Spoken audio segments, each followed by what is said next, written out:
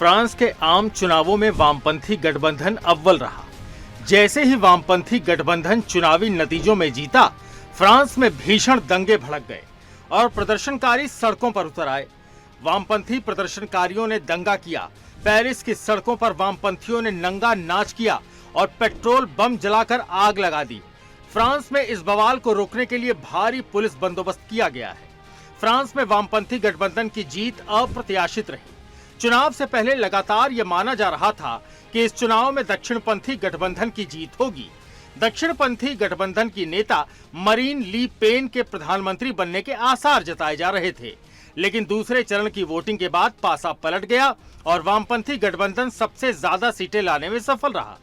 France के हालिया चुनावों में वामपंथी गठबंधन ने 577 सीटों में से लगभग 182 सीटों पर जीत हासिल कर ली है। फ्रांस के राष्ट्रपति इमैनुअल मैक्रों की रेनेसा पार्टी ने 163 सीटें जीती हैं।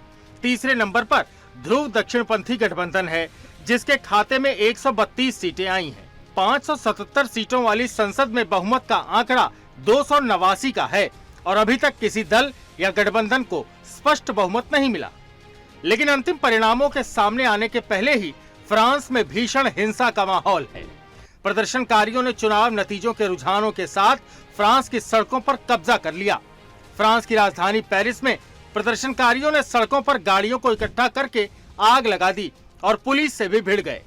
दंगाइयों ने पुलिस पर पत्थर फेंके, कहीं कूड़ेदानों में आग लगा दी। फ्रांस के शहर नांतेस में भी दंगाइयों ने कहर बरपाया। अभी यह साफ नहीं है कि दंगाई किस गुट के हैं। पुलिस उन पर कब्जा करने में जुटी हुई है। दंगाइयों ने पेरिस के महत्वपूर्ण स्थानों पर तोड़फोड़ भी की है। फ्रांस में दंगों के इतिहास को देखते हुए पहले से ही इस हिंसा का अंदाजा लगाया जा रहा था।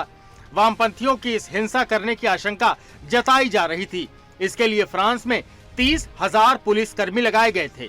पेरिस समेत बड़े शहरों में महंगी दुकानों में बैरिकेड लगा दिए गए थे ताकि दंगे के दौरान उन्हें लूट से बचाया जा सके। कुछ दुकानों के शीशों पर लकड़ी तक ठोक दी गई ताकि प्रदर्शनकारी यहां से ना घुसें। गौरतलब है कि वामपंथियों ने पहले चरण की वोटिंग पूरी होने के बाद फ्रांस में जमकर दंगे किए थे।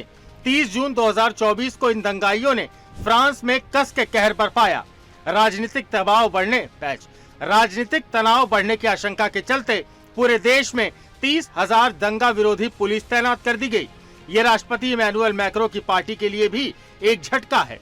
ये चुनाव संसद को 3 बड़े समूहों में विभाजित कर देगा। वामपंथी, मध्यमार्गी और चरम दक्षिणपंथी। यहाँ अभी तक मिलकर सरकार चलाने की कोई परंपरा नहीं है। वामपंथियों ने पहले चरण के चुनाव में दक्षिणपंथियों की बढ़त के बाद सार्वजनिक संपत्ति को जलाया था और पुलिस पर हमले किए थे। दूसरे चरण के बाद हिंसा किस समूह ने की है, ये स्पष्ट नहीं है। चुनाव नतीजों के बाद अब फ्रांस में वामपंथी प्रधानमंत्री बनने के कयास लगाए जाने लगे हैं। Bureau report, Sudarshan news.